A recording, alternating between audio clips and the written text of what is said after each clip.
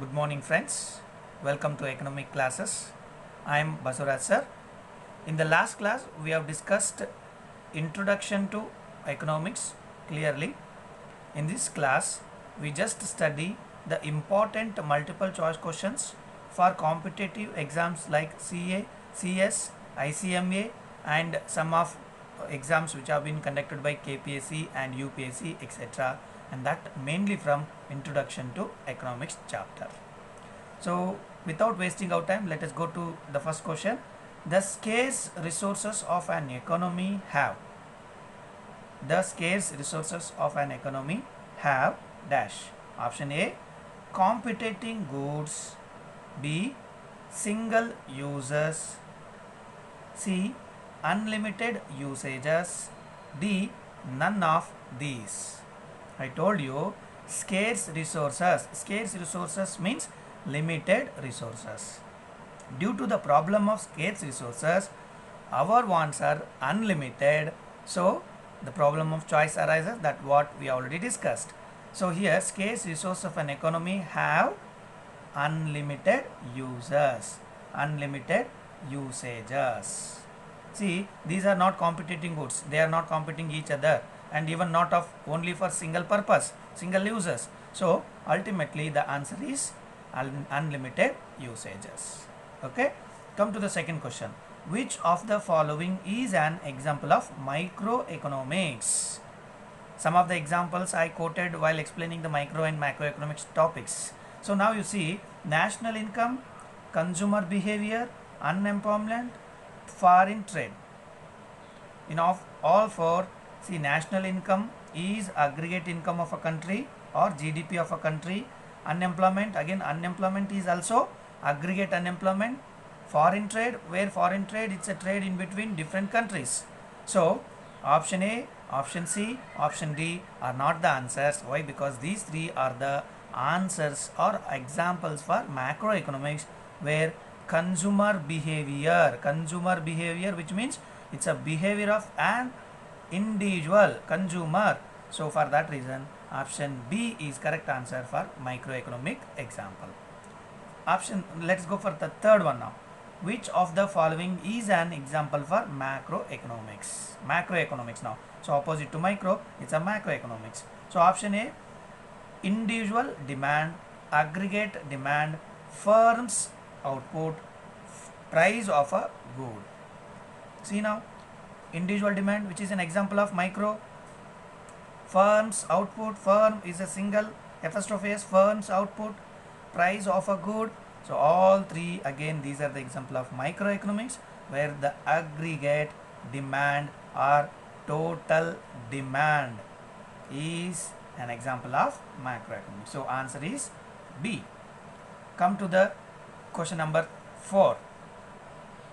Central problems of an economy includes. What are the different problems which are there as named as central problems of an economy? So option A, what to produce, how to produce, for whom to produce.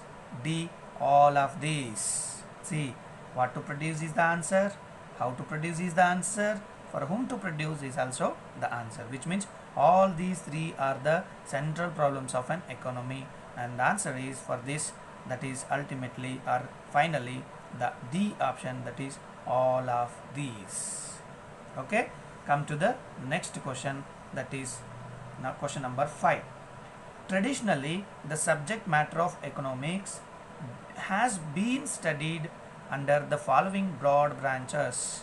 How this economics traditionally on the basis of subject matter has divided or is studied under two broad branches: microeconomics and macroeconomics, positive, normative, deductive, inductive, or none of these. So positive economics, normative economics, deductive, inductive, these are the part of microeconomics, where this subject matter of economics is studied both in micro as well as macro. Therefore the answer is A, micro and macro economics. Okay, clear? Well, come to the question number 6. In the question number 6, the word economics derived from dash and dash words. Dash and dash words. From what this economics word has actually derived? So Latin oikos and nomos. Option B, Greek word that is oikos and nomia. Option C, French word oikos and nomos.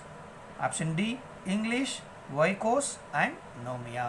So here the economics word has been derived from Greek word that are oikos and nomia. Oikos and nomia. So these are the words which have been derived from Greek, which means economics. Economics. Okay. Well, so come to the question number 7. So in question number 7, who is the father of economics? Who is named as father of economics? So here economics means it is the world economics, not of any of country's economy. It is world economics. So the father of world economics is none other than Adam Smith. Adam Smith is named as the father of world economics. So the answer is Adam Smith. Option C. Alfred Marshall, Lionel Robbins and Samuelson, these are other economics in the world, but the main that is what we are going to call the father of economics is Adam Smith. Well, so let us go to the next question. The next question is, human wants are dash. So in the last question we had been with the scarce resources of an economy have dash, that is unlimited. So here human wants are again, are they scarce, are they unlimited, are they restricted, or none of these? Yes, we know scarce resources are limited, human wants are unlimited. Scarce resources, which means limit. So here we know that human wants are not limited. So even one after one, we always just want to have, or we have some desireless to have something. So for that reason we call human wants are unlimited. So these are not restricted, even these are not scarce, and none of these. So the answer is what here? Unlimited. Okay. Well, so question number 9. Unlimited wants lead to, see, unlimited wants lead to what?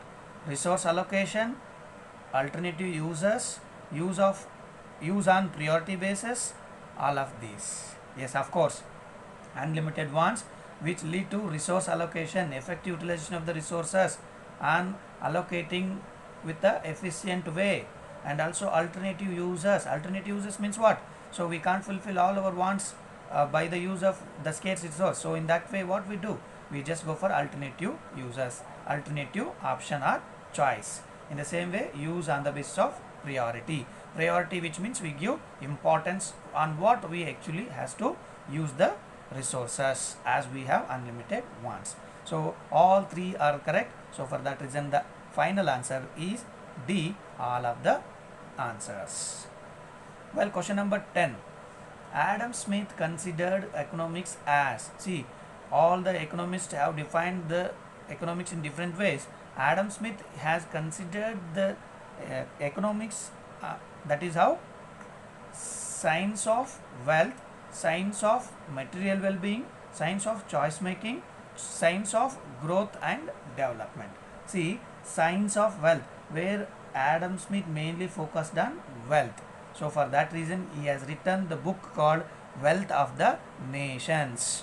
So Adam Smith has given the economics in his own way as a science of wealth. Then what about science of material well-being? Material well-being or welfare concept. This has been actually given by Professor Alfred Marshall. Marshall has given material well-being concept. Then choice making, this science of choice making has been given by, material well-being is given by Alfred Marshall. Choice of making or scarcity concept has been given by Professor Robinson or Lionel Robinson. Lionel Robinson. Then science of growth and development has been given by economist, the great economist, that is what? Samuelson. Samuelson. So science of wealth given by Adam Smith, material well-being given by Alfred Marshall, choice making or scarcity concept has been given by Lionel Robbins, and that growth and development concept has been given by Professor Samuelson. So for this question the answer is a science of wealth. 11th question. dash deals with the problem of allocation of resources. Option A, statistics, macroeconomics, economics, microeconomics. See, statistics, it deals with the numbers and numerical aspects. Macroeconomics, where it deals with broad, so it allocation may comes in macro or some other things. Let us see that later. Economics, where economics consists of macro and micro. So micro which deals, as I already told you, that how this micro is going to used for the purpose of using the scarce resources in a effective way, which means how we are allocating the resources in an efficient way so that we can fulfill our unlimited wants. So statistics not the answer. Economics, which consists of broad, so it may be, but we want accurate answer, so this is not. Macro, which studies broad, so it also not deals with the allocation of resources. Then finally microeconomics is the answer, which deals with a scarce resource must be allocated in an effective and prioritized based, so that to you fulfill all our human wants. Answer is microeconomics. The next question, microeconomics is called as, see, microeconomics is named in another term. What is that? Price theory, income theory, irrelevant theory, developmental theory. So price theory, irrelevant theory. Irrelevant theory, we can't call microeconomics as irrelevant theory. Development theory we may, but here it is not the suitable one. So come to the price theory and income theory. So microeconomics is price theory, whereas macroeconomics is income theory, right? So price theory is named, or microeconomics is called price theory, whereas macroeconomics is called income theory. Micro price theory, macro income theory. So for this question the answer is microeconomics, which means price theory. The next question, macroeconomics is known as, see, I already told you, micro is price theory, macro is income theory. So here in macroeconomics is known as income theory, not of irrelevant, not of development, and even not of price. Okay. The next one, 14. A dash science is descriptive in nature. Option A, positive, B, normative, C, both, D, none of these. Which science is going to consider as a descriptive in nature? Descriptive, which explains or which gives in a descriptive nature, which describes. What is that? Is it positive, normative, or both, or none of these? So remember or recall what we have discussed about positive economics. So positive economics, which studies the problems or which describes the problems, where normative economics, which finds the solution or which puts into the function, so or which gives the precaution or prescription. Here only description which has been given by the positive science. So positive science is a descriptive in nature. 15th question, so Earth's dash science is prescriptive in nature. See, prescriptive, prescription, positive, description, normative, prescription. So option B is the correct answer, where it finds the solution which helps in functioning of economic laws and all, and also which gives the prescription to the problems. So option B is the correct answer to this. 16th one, economics is dash. Is it science? Is it an art? Is it both or none? Of course, economics is based on scientific analysis, and it also based on skills, knowledge, and experience. So both science as well as art. Economic is both science as well as art. So answer is C. Come to the next one, 14th question. 17th question. Economic laws are conclusions. Economic laws are conclusions drawn by dash. Deductive, inductive, both or none. So deductive is what? deriving the conclusions from as a whole universe to individual. Inductive, deriving the conclusion from individual to as a whole universe. So both these two are related to the economic laws or the conclusions. So option C is correct. That is, both inductive and deductive methods are an example of this economic laws. So let's go to the next one here. 18th question.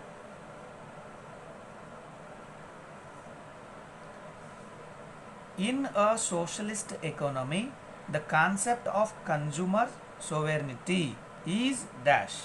So here sovereignty, which means freedom. Freedom, which means in a socialist economy, the concept of consumer freedom is dash. Whether it is restricted, unrestricted, recognized, or none of this. So we know that in the socialist economy, the freedom of consumer is restricted, or there is no freedom for entry and exit of the firms, or there is no freedom of fixation of the price by both buyers and sellers. So whole and sole the responsibility lies in the socialist economy, that is by the government. Government is going to take the decision, so it will not give a chance to fix or to have the right of consumers in case of fixation of the price. So the price is going to fix by the market forces, which as led by the government. So answer is restricted. Come to the next one. Indian economy is an example of dash. It is an example of what? Is it for capitalist economy? Is it socialist economy, mixed economy, or none of these? So I mentioned some of the examples for capitalist economy. That is, capitalist economic countries are USA, Japan, Australia, and some of other yes. And socialist economy, that is Russia, China, and some of the other countries. Okay, Korea and all. And coming to this one here, mixed economy, India, Pakistan, that is what Sri Lanka and other countries. Okay, so here Indian economy is an example of mixed economy. Keep in your mind about these countries. Okay, very important, that kind of questions asked in many of the exams. Next question, 20th, that is points below the PPC, which means production possibility curve or transformation curve, which means that is what points below the PPC means dash. Resources are effectively utilized, resources are underutilized, resources are overutilized, none of this. So here the points which are exactly on the PPC curve, whatever points that they are exactly on this curve, they are called effectively utilized. All the points or all the resources are effectively utilized if the points which are exactly on the PPC curve, If below to this point or below to this curve are called underutilized, and above to this which are called overutilized, which means it is unattainable, which we cannot, because this is the maximum production or maximum utilization of the resources. Beyond this we can't do, because we can't do magic, right? So whatever the resource we use effectively, they are lying on the line. If below to that, they are called underutilization of the resources. So here points below this means which are resources are underutilized. Option B is the correct answer. Next, 20th question, 21st question. Who expressed the view that economics is neutral between ends? So which means neutral between ends, where we are going to see unlimited wants and limited resources. This has been actually given by Professor Robbins, and this is what we call scarcity concept. Professor Robbins. So Marshall given welfare concept and Adam Smith given that is wealth concept, and so for that reason Robinson is the correct, which has given scarcity concept, and that is it. Here we are dealing with ends. Ends means what? Wants. neutral between economics. Economics is going to be neutral in between wants and resources. So unlimited wants, limited resources, and that has been given by Robinson. So the next one here, Adam Smith published his famous book Wealth of the Nations in the year. So as already mentioned, Wealth of the Nations has been given by Professor Adam Smith. So this book actually published in the year 1776. 1776. Keep in your mind 1776. So next question. Robbins published his famous book Nature and Significance of Economics. The same way as Adam Smith written Wealth of the Nations, Robinson also written the book Nature and Significance of Economics. So here he has published this book in the year 1932. 1932. Well, 24th question here. Production possibility curve, which means PPC curve, is called as dash. Is that called demand curve, supply curve, indifference curve, or transformation curve? So production possibility curve, where this is the curve which transfers, which converts raw material into finished goods. So this is called as transformation curve. Option D is the correct answer. So last 25th question of this class, that is positive economics is dash. Positive economics is dash. Evaluating mechanism, functioning mechanism, price mechanism, none of these. So I told you functioning mechanism, this is normative economics. Price mechanism, this is capitalist economy. None of this is not the answer. So this is normative economics, price mechanism is the capitalist economy, and where evaluating mechanism is the positive economics, which means which evaluate, which evaluate the problem, which studies the problem. So for that reason the answer is for positive economics, evaluating mechanism. Well, so from the first chapter, that is introduction to microeconomics, we have come with 25 questions which are very important, which may appear in any of the exams. So you study these carefully and just prepare on this. So let us see some more things on the same in the coming videos. Thank you.